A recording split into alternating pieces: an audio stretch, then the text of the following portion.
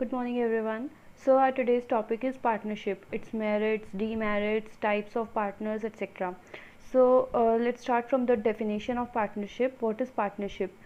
Any association of two or more persons who willingly agree to do some business and sharing profit and losses is known as partnership. Okay, हमने कल देखा था इसकी definition क्या होती है। दो या दो से ज़्यादा लोग जब मिलकर पार्टनरशिप करते हैं किसी पर्टिकुलर प्रोजेक्ट या किसी पर्टिकुलर बिजनेस को करने के लिए और शेयर करते हैं प्रॉफिट और लॉस, उसे हम पार्टनरशिप बोलते हैं। आज हम देखेंगे मेरिट्स क्या होती है। मेरिट्स देखो, सबसे पहले हमने फीचर्स पढ़े थे, उसी से इसकी मेरिट्स और डीमेरिट्स बनती है। तो सबसे पहला इसका मेरिट होती है, इसका एडवांटेज होता है ease of formation and closure. इसको जो हम इसको फॉर्मेट करना यानी इसको स्टार्ट करना और इसको बंद करना इतना ज़्यादा डिफिकल्ट नहीं होता, क्योंकि बहुत ज़्यादा लीगल फॉर्मेलिटीज़ नहीं होती। लाइक सोल प्रोप्राइटरशिप में हमने देखा था इतनी ज़्यादा जो इसकी लीगल फॉर्मेलिटीज़ है वो नहीं होती। ठीक है, तो इसको क्या है, ये पार्टनरशिप एक्ट 1932 जो है वो गवर्न करता है। कोई मैंडेटरी नहीं है कि आप इसको रजिस्टर्ड कराओ या ना कराओ, ये सब चीज़ें। ठीक है, तो बहुत ज़्यादा डिफ़िकल्टीज़ नहीं आती है जब आप पार्टनरशिप करते हो किसी के साथ। नेक्स्ट है बैलेंस डिसीजन मेकिंग। अब एक से ज़्यादा लोग हैं, मतलब एक से ज़्यादा, देखो अगर दो लोग मिलके काम कर रहे हैं तो डेफिनेटली कहीं ना कहीं दो जनों का दिमाग वहाँ यूज़ में आ रहा है। ठीक है, तो दो अलग अलग थॉट्स, दो अलग अलग आइडियाज़ उनके दिमाग में आ सकते हैं। वहीं अगर एक ही इंसान काम कर रहा है तो कहीं ना कहीं थोड़ी बहुत डिसीजन मेकिंग के टाइम पे थोड़ा कन्फ्यूज़न रहता है कि क्या करना चाहिए क्या नहीं करना चाहिए। तो जब दो लोग मिलके काम कर रहे हैं तो क्या होता है, डिसीजन मेकिंग ईजी हो जाता है, क्योंकि एक होता है ना कि बहुत ही सोचा समझा डिसीजन वो लोग लेते हैं। तो यहाँ पे डिसीजन मेकिंग क्या होता है, ईजी हो जाता है और बैलेंस डिसीजन मेकिंग रहता है। मोर फंड्स और कैपिटल। अब एक ही इंसान कैपिटल लगाएगा या फंड्स लेकर आएगा तो कहीं ना कहीं लिमिटेड फंड्स ही वो यूज में ले सकता है, लेकर आ सकता है, क्योंकि कहीं ना कहीं डर रहेगा कि अगर सब पैसे डूब गए तो सारा का सारा ही लॉस हो जाएगा, फिर उसके बाद कुछ भी नहीं रहेगा। तो यहाँ पे क्या है, एक से ज़्यादा लोग हैं, दो से ज़्यादा लोग हैं, इनफैक्ट दो या दो से ज़्यादा लोग जो होते हैं वो क्या करेंगे, अपना अपना जो कैपिटल लेकर आएंगे, फंड लेकर आएंगे।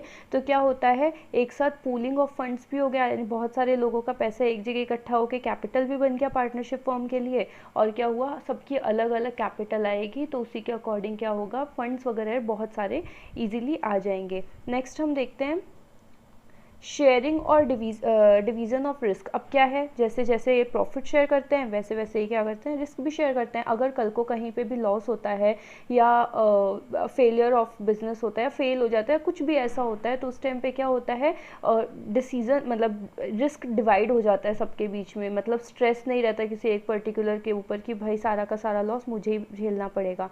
क्या होता है, सारा लॉस बियर करने के लिए सभी पार्टनर्स होते हैं, तो रिस्क जो होता है वो शेयर हो जाता है। Then secrecy. अब क्या होता है, कंपनीज वगैरह को क्या है, अपनी मतलब एक तरह से ट्रांसपेरेंसी रखनी होती है सारे शेयर होल्डर्स के साथ, इसलिए उन्हें क्या करना होता है, सारी एनुअल रिपोर्ट्स, क्या क्या कंपनी ने काम किया, ये हर एक चीज़ क्या है, ये सारी चीज़ें अपनी वेबसाइट पर पब्लिश करते रहना होता है, और ये लीगली बाउंड होते हैं वो करने के लिए। लेकिन पार्टनरशिप के अंदर ऐसा कुछ नहीं है कि उसके जो कस्टमर्स है या जो भी लोग हैं उनके बीच में इतनी ट्रांसपेरेंसी की ज़रूरत नहीं रहती कि उन्हें अपनी एनुअल रिपोर्ट्स, पूरे साल उन्होंने क्या किया, हर एक चीज़ के बारे में उनको पब्लिश करते रहना पड़े। ठीक है, तो इसलिए सीक्रेसी रहती है, कॉन्फिडेंशियल इन्फॉर्मेशन रहती है। Then limitation of partnership. अब पार्टनरशिप की लिमिटेशंस क्या क्या होती है, देखो जहाँ पे मेरिट्स है वहाँ डीमेरिट्स भी होगी। क्या है, देखो सबसे पहला है अनलिमिटेड लाइबिलिटी।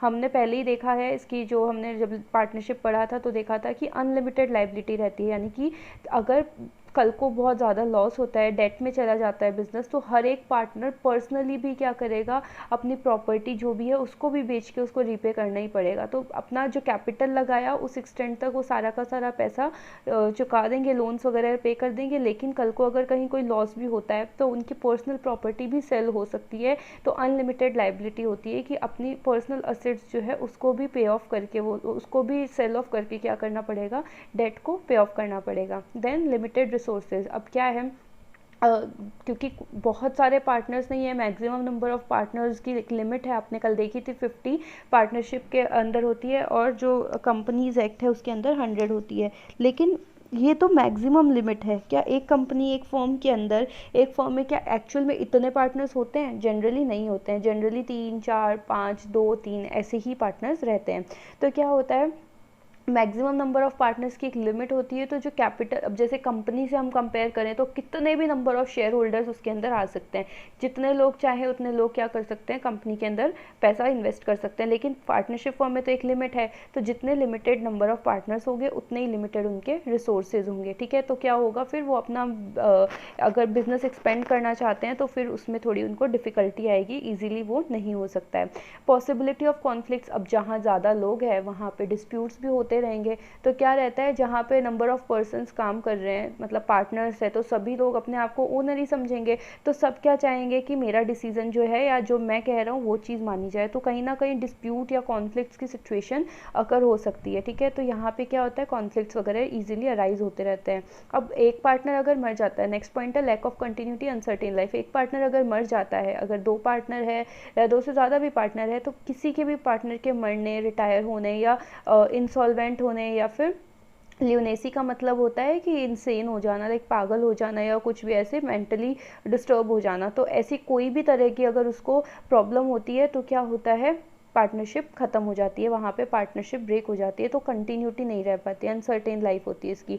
अब लैक ऑफ पब्लिक कॉन्फिडेंस, एक जहाँ पे आप सब जो अपनी पब्लिक रिपोर्ट्स है, अकाउंट्स वगैरह है, एनुअल रिपोर्ट्स है, जब पब्लिश ही नहीं कर रहे तो लोगों के अंदर कहीं ना कहीं कॉन्फिडेंस नहीं रहता है कि आप कितना अच्छा काम कर रहे हैं, क्या आप कर रहे हैं। तो वहाँ पे आपके ऊपर ट्रस्ट कर पाना इतना ईजी नहीं होता। तो लोग आपको लोन देने से कहीं ना कहीं डरेंगे या सोचेंगे दो बार। तो क्या होता है, पब्लिक कॉन्फिडेंस इतना ज़्यादा नहीं रहता है, ठीक है। नेक्स्ट है टाइप्स ऑफ पार्टनरशिप।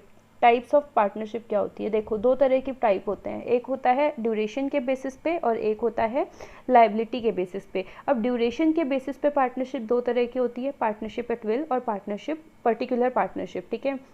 और लाइबिलिटी के बेसिस पे जनरल और ordinary partnership and limited partnership. अब देखो सबसे पहले ड्यूरेशन मतलब टाइम के बेसिस पे कि कितने टाइम की पार्टनरशिप होती है। सबसे पहले partnership at will. Partnership at will क्या होती है कि इसका कोई टाइम फिक्स नहीं है कि हाँ 2 साल 4 साल 10 साल, इसमें डिपेंड करता है पार्टनर्स की इच्छा पे। पार्टनर्स चाहे तो जितने लंबे समय तक वो चलाना चाहते हैं उतने लंबे समय तक वो पार्टनरशिप चलाएंगे, और जितने शॉर्ट पीरियड के लिए चलाना चाहते हैं वो चलाएंगे। तो यहाँ पे जब पार्टनरशिप डीड बनती है उसके अंदर टाइम नहीं फिक्स होता कि हाँ हम इतने सालों के लिए पार्टनरशिप कर रहे हैं, पार्टनरशिप एट विल रहता है, ठीक है। जब मर्जी आए उस टाइम डिसॉल्व कर देंगे। Then particular partnership. Particular partnership होती है कि कुछ पर्टिकुलर प्रोजेक्ट को पूरा करने के लिए पार्टनर्स बने, लाइक कुछ जैसे इसमें एग्जांपल है, स्टेडियम या फ्लाईओवर बनाने के लिए पार्टनरशिप करी। दो कंस्ट्रक्टर्स से उन्होंने क्या किया कि किसी एक पर्टिकुलर स्टेडियम को उन्होंने बनाना था, तो उन दोनों ने उस पर्टिकुलर प्रोजेक्ट को पूरा करने के लिए पार्टनरशिप कर ली।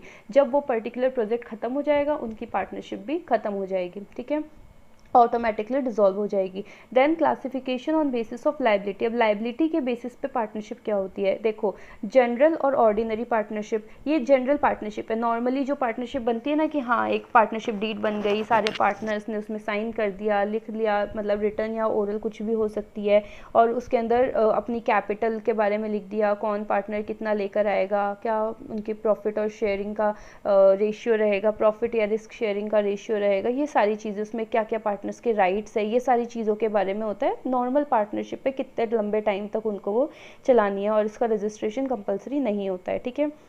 देन है लिमिटेड पार्टनरशिप। लिमिटेड पार्टनरशिप क्या होती है, इसके अंदर एक जैसे मान लो किसी एक पर्टिकुलर पर्सन का आइडिया था कि हाँ मैं ये एक बिज़नेस चलाना चाहता हूँ, एक पार्टनरशिप, तो मैं को मतलब एक बिज़नेस चलाना चाहता हूँ।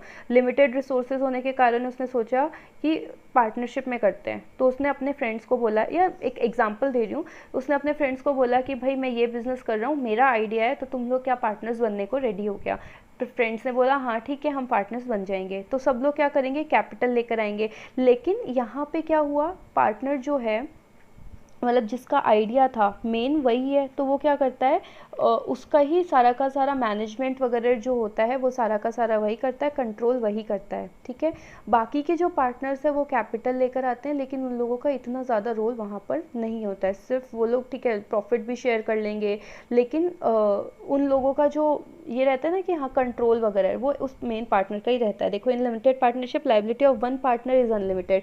अब जहाँ पे उसका आइडिया था, उसने सोचा था, तो उसकी जो लाइबिलिटी है वो अनलिमिटेड रहेगी। कल को लॉस होता है तो उसे अपनी पर्सनल प्रॉपर्टी पे आ जाएगा। लेकिन बाकी के जो लोग हैं लिमिटेड पार्टनर्स जो होते हैं, लाइक जितने बाकी के जो पार्टनर्स हैं वो लिमिटेड लाइबिलिटी रखते हैं। तो क्या होता है, क्योंकि बाकी के लोगों ने सिर्फ कैपिटल एम्प्लॉय की है, अब डिसीजन मेकिंग भी उनके पास नहीं है, तो उनकी लाइबिलिटी भी लिमिटेड होती है। तो क्या होता है, उनके पास में लिमिटेड लाइबिलिटी होती है, उनकी जितना उन्होंने शेयर कैपिटल लगाया है उतना ही उनका लाइबल, वो उतने के लिए लाइबल होते हैं पे ऑफ करने के लिए। अब लाइबिलिटी लिमिटेड पार्टनर्स जो होते हैं ना, उनके मरने से भी क्या होता है, पार्टनरशिप ख़त्म नहीं होती। लेकिन अनलिमिटेड पार्टनरशिप वाला पार्टनर मर जाता है या पागल हो जाता है या किसी भी रीज़न से वो कैपेबल नहीं होता काम करने के लिए, तो क्या होती है, पार्टनरशिप ख़त्म हो जाती है। ठीक है। टाइप्स ऑफ पार्टनर्स देखो, 4 तरह के पार्टनर है, active, sleeping, secret and nominal. Active partner क्या होता है, एक्टिव पार्टनर होता है जो पूरी तरह से एक्टिव है, लाइक हर टाइम काम कर रहा है, लाइक उसका पूरा का पूरा टाइम वो उसी में डिवोट कर रहा है, मैनेजमेंट में भी पार्टिसिपेट कर रहा है, अनलिमिटेड लाइबिलिटी भी है, प्रॉफिट भी शेयर कर रहा है, लॉस भी शेयर कर रहा है, हर तरह से पार्टिसिपेशन है उसका। ठीक है। देन स्लीपिंग और इनएक्टिव और डोरमेंट पार्टनर। डोरमेंट पार्टनर क्या होता है, स्लीपिंग पार्टनर होता है जो सिर्फ पेपर्स के अंदर है, नाम है कि हाँ है पार्टनर, लेकिन वो हर टाइम पे एक्टिव पार्टिसिपेशन नहीं दिखाता है, हर टाइम पे एक्टिव नहीं होता है मतलब उसके अंदर, लेकिन उसकी लाइबिलिटी भी अनलिमिटेड है कि हाँ उसने, जैसे हमने कल देखा था ना, एक एजेंट एक पार्टनर सबके बिहाफ पे भी काम कर सकता है, तो ये वही है, ये खुद काम नहीं कर रहा, इसके बिहाफ पे बाकी सब लोग काम कर रहे हैं, बस इसकी लाइबिलिटी अनलिमिटेड रहती है, कैपिटल इसने लगा रखी है, खुद काम नहीं कर रहा है। लेकिन ये वहाँ पे सीक्रेट पार्टनर कौन होता है, सीक्रेट पार्टनर होता है कि जो अभी तक जनरल पब्लिक को पता नहीं कि ये भी इसके अंदर पार्टनर है, लाइक उसने पूरा कैपिटल वगैरह सब दे रखा है, सब उसका इन्वेस्टमेंट है, लेकिन लोगों के नज़र में उसकी आइडेंटिटी अभी एक तरह से डिस्क्लोज नहीं हुई है, उस लोगों को पता नहीं कि हाँ ये भी इस कंपनी के अंदर पार्टनर है, वो होता है सीक्रेट पार्टनर। नॉमिनल पार्टनर क्या होता है, जो एक्चुअल में पार्टनर नहीं है, सिर्फ नाम का पार्टनर है। नॉमिनल पार्टनर मतलब सिर्फ नाम का पार्टनर है, एक्चुअल में पार्टनर नहीं है, रियल पार्टनर नहीं है, लेकिन उसने अपना नाम यूज़ लेने के लिए परमिट कर रखा है। लाइक ऐसा होता है ना कि किसी के नाम की वजह से ही बिज़नेस चल रहा है कि भाई हाँ ये पर्सन इस बिज़नेस में है, चलो फिर तो बहुत अच्छा बिज़नेस होगा। गुडविल होती है किसी इंसान की, तो उसके गुडविल के बेसिस पे चलता है। तो नॉमिनल पार्टनर होता है सिर्फ नाम है, एक्चुअल में नहीं है, ना वो कहीं कैपिटल लगा रहा है, ना कोई कैपिटल इन्वेस्ट कर रहा है, ना ही वो कुछ और कर रहा है प्रॉफिट वगैरह में। लेकिन इन केस मतलब प्रॉफिट वगैरह भी शेयर नहीं कर रहा, लेकिन अगर कल को ऐसा होता है ना कि बिज़नेस के लोन वगैरह अगर आ जाते हैं या डेट वगैरह आ जाते हैं, तो उसकी भी लाइबिलिटी होगी उसको पे ऑफ करने की। ठीक है। तो नॉमिनल पार्टनर है जिसका सिर्फ नाम है, एक्चुअल में पार्टनर नहीं है। नॉमिनल पार्टनर 2 तरह के होते हैं, एक होता है पार्टनर बाय एस्टॉपल, एक होता है partners by holding out. Partner by estoppel क्या है, पार्टनर बाय एस्टॉपल का मतलब है जो एक्चुअल में मतलब प्रिटेंड कर रहा है कि मैं भी इस कंपनी में पार्टनर हूँ, इस पार्टनरशिप फॉर्म में एक पार्टनर हूँ, प्रिटेंड कर रहा है, एक्चुअल में पार्टनर नहीं है, जस्ट शो ऑफ कर रहा है, दिखा रहा है लोगों में कि हाँ मैं पार्टनर हूँ, रिप्रेजेंट कर रहा है खुद को कि हाँ मैं पार्टनर हूँ। इसमें एक एग्जांपल दिया हुआ है कि देखो लक्ष्य है जो खुद तो पार्टनर है नहीं, लेकिन वो एक हम लक्ष्य और शिनॉय की जगह हम एक्स और वाई लेते हैं। एक्स क्या कह रहा है वाई को कि मैं XYZ कंपनी के अंदर पार्टनर हूँ। ठीक है। तो एक्चुअल में नहीं है, लेकिन सिर्फ प्रिटेंड कर रहा है कि हाँ मैं पार्टनर हूँ। तो इसी वजह से वाई उस पर ट्रस्ट करके क्या करता है, अपनी मतलब कुछ गुड्स वगैरह है वो दे देता है, लाइक क्रेडिट पे उसको गुड्स वगैरह दे देता है। ठीक है। सेल कर देता है या क्रेडिट पे दे देता है। कल को अगर क्रेडिट पे दे दिया और वो पे करने में असफल रहते हैं, यानी कि पैसे वगैरह जो है वो पे ऑफ नहीं कर पाए हैं, डेट में हो गए, तो क्या होगा, इस केस में एक्स भी लायबल होगा उस पैसे को पे करने में। ठीक है। क्योंकि उसने प्रिटेंड किया, उसके ट्रस्ट के ऊपर क्या किया था, वाई ने पैसे जो गुड्स थे वो सेल किए थे, तो यहाँ पर एक्स भी लायबल होगा वो पैसे देने में। Then partners by holding out. अब उसके अंदर पार्टनर बाय एस्टॉपल में तो खुद कह रहा था कि मैं पार्टनर हूँ। पार्टनर बाय होल्डिंग आउट में क्या है कि खुद नहीं कह रहा है, लेकिन मना भी नहीं कर रहा है कि मैं पार्टनर नहीं हूँ। Like X Y and Z है। ठीक है। एक्स और वाई क्या है, दो आपस में बात कर रहे हैं, तो एक्स वाई को बोलता है कि ये जो जेड है ये क्या है, मेरी कंपनी में पार्टनर है। ठीक है। लेकिन एक्चुअल में वो पार्टनर होता नहीं है, सिर्फ उसके सामने कह देता है कि हाँ ये मेरी कंपनी में पार्टनर है। इस बात पे जेड कोई ऑब्जेक्शन नहीं करता है, जेड क्या कहता है, चुपचाप बैठा रहता है। तो इस केस में क्या होता है, वो मतलब खुद पार्टनर नहीं है ना, वो खुद कह रहा है, लेकिन वो नोइंगली अलाउ कर रहा है कि उसका नाम वो यूज़ कर सकते हैं, खुद को रिप्रेजेंट करवा रहा है कि हाँ ठीक है वो भी कंपनी के अंदर पार्टनर है। तो इस केस में क्या है, अब जैसे इसमें एग्जांपल दिया हुआ है, उस एग्जांपल के अकॉर्डिंग हम समझे तो एक्स ने वाई को बोला कि ये जेड जो है ये मेरी कंपनी में, मेरे फर्म के अंदर क्या है, पार्टनर है। इसी वजह से उसके नाम पे क्या हुआ, वाई ने गुड्स वगैरह या लोन दे दिया एक्स को, ठीक है। अब इस केस में जब लोन दे दिया है तो वहाँ पर कल को मान लो डेट्स वगैरह, इंटरेस्ट वगैरह जो है वो चुकाने में नहीं, मतलब चुका पाते, तो उस केस में क्या होगा, जो Z था जिसने अपना नाम यूज़ करने दिया था वो भी यहाँ पर लायबल होगा कि लोन वगैरह जो है वो उसको चुकाए, ठीक है। देन क्या है, माइनर पार्टनर। माइनर पार्टनर कौन होता है, माइनर पार्टनर का मतलब है जो 18 साल से छोटा है, ठीक है। 21 साल कुछ केसेस के अंदर ही दिया हुआ है, होता है कई केसेस के अंदर। यहाँ पे क्या है, 18 साल से जब छोटा है तो वो उसे क्या कहते हैं, माइनर पार्टनर बोलेंगे। अब माइनर पार्टनर अगर कोई है तो उस केस में क्या होगा, वो जनरली तो क्या होता है, देखो ये जो पूरी की पूरे जो इतना बड़ा पैराग्राफ लिखा है इसका मैं आपको बता देती हूँ ब्रीफली क्या लिखा हुआ है।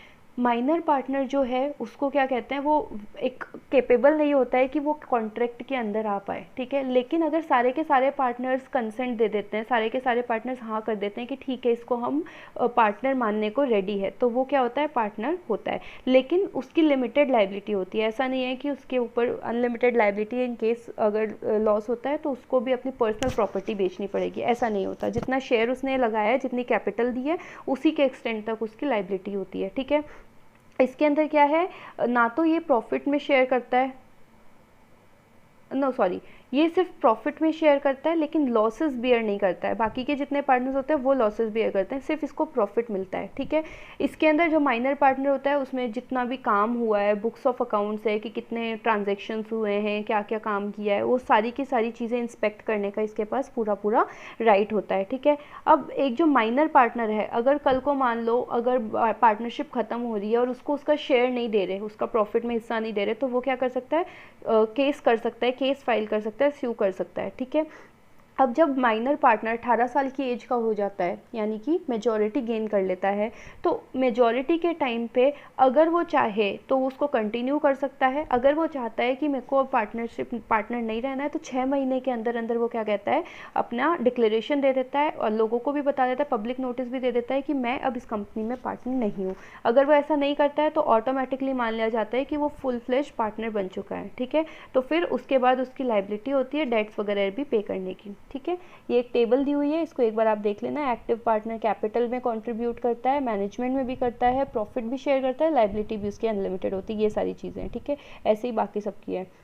अब होता है पार्टनरशिप डीड। पार्टनरशिप डीड क्या होता है, पार्टनरशिप डीड है ये वो अग्रीमेंट होता है जिसमें पार्टनर्स ने अग्री किया है कि काम करेंगे हम, इतना शेयर वगैरह, लॉसेस वगैरह और प्रॉफिट वगैरह शेयर करेंगे, रेशियोज़ वगैरह, इसमें टर्म्स एंड कंडीशंस होती है। ये एक रिटर्न अग्रीमेंट भी हो सकता है, ओरल अग्रीमेंट भी हो सकता है। ज़रूरी नहीं है कि इसको रजिस्टर्ड कराया जाए, बट जनरली हर केस में अगर रजिस्टर्ड करा लेते हैं तो ज़्यादा अच्छा होता है, ठीक है।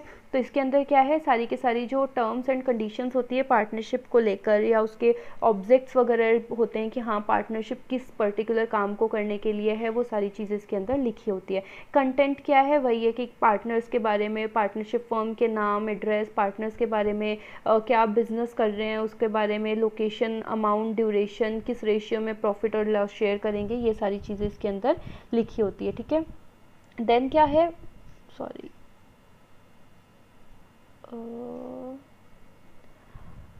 पार्टनरशिप डीड हो गया, कंटेंट हमने देख लिए, यस। उसके बाद है रजिस्ट्रेशन ऑफ पार्टनरशिप फर्म। आपको बताया रजिस्ट्रेशन करना कंपलसरी नहीं होता है, अपनी मर्जी से वो लोग चाहें तो रजिस्टर्ड करा सकते हैं, ठीक है। अब अगर नहीं रजिस्ट्रेशन कराते तो उसके क्या कॉन्सिक्वेंसेज होंगे, नॉन रजिस्ट्रेशन के क्या क्या कॉन्सिक्वेंसेज होंगे। चारों के अंदर एक चीज़ लिखी है कि अगर नहीं रजिस्टर कराते हैं तो क्या होगा, वो पार्टनर्स या पार्टनरशिप फर्म किसी और पार्टनर को या किसी थर्ड पार्टी को स्यू नहीं कर सकती या उनके अगेंस्ट केस फाइल नहीं कर सकती, लीगल प्रोसीडिंग उनके अगेंस्ट नहीं करा सकती। लेकिन कोई थर्ड पार्टी जो है वो उनके अगेंस्ट, यानी कि उस पार्टनरशिप फर्म जो कि अनरजिस्टर्ड है के अगेंस्ट स्यू कर सकता है, यानी कि केस कर सकता है। पर पार्टनर्स आपस में या किसी थर्ड पार्टी को या कोई भी ऐसे क्लेम के लिए कि जिससे काम करवाया, तो मतलब किसी से कोई ट्रांजैक्शन हुआ उसको, वो लोग स्यू नहीं कर सकते। ठीक है। प्रोसीजर है रजिस्ट्रेशन की। प्रोसीजर क्या है रजिस्ट्रेशन की? सबसे पहला है, सिंपल है, कुछ नहीं है। रजिस्ट्रार जो होता है, जो रजिस्ट्रार होता है, जो रजिस्ट्रार होता है फर्म का, मतलब जो जिसको आप लोग मतलब होता है ना रजिस्ट्रेशन के लिए फर्म का रजिस्ट्रार होता है, उसको आप क्या दोगे? सारा का सारा एप्लीकेशन फिल करके दोगे, जिसमें बताओगे नाम क्या रखना है हमें फर्म का, लोकेशन क्या होगी, डेट कौन सी डेट को पार्टनर्स ने ज्वाइन किया है, ड्यूरेशन कितने टाइम की है, ये सारी चीज़ें आप उसको लिख के दोगे। उसके बाद रजिस्ट्रार क्या करेगा? वेरीफाई करेगा कि क्या ये सही है इन्फॉर्मेशन या फिर नहीं है। उसके बाद वो क्या करेगा? अगर उसको लगता है, सेटिस्फाई होता है कि हाँ सारा का सारा जो इन्होंने लिखा है वो मतलब सही है, सेटिस्फैक्ट्री कंटेंट इन्होंने दिया है, तो उसके बाद वो क्या करेगा? रजिस्ट्रेशन कर देगा और सर्टिफिकेट ऑफ रजिस्ट्रेशन दे देगा एक कंक्लूसिव प्रूफ के तौर पे।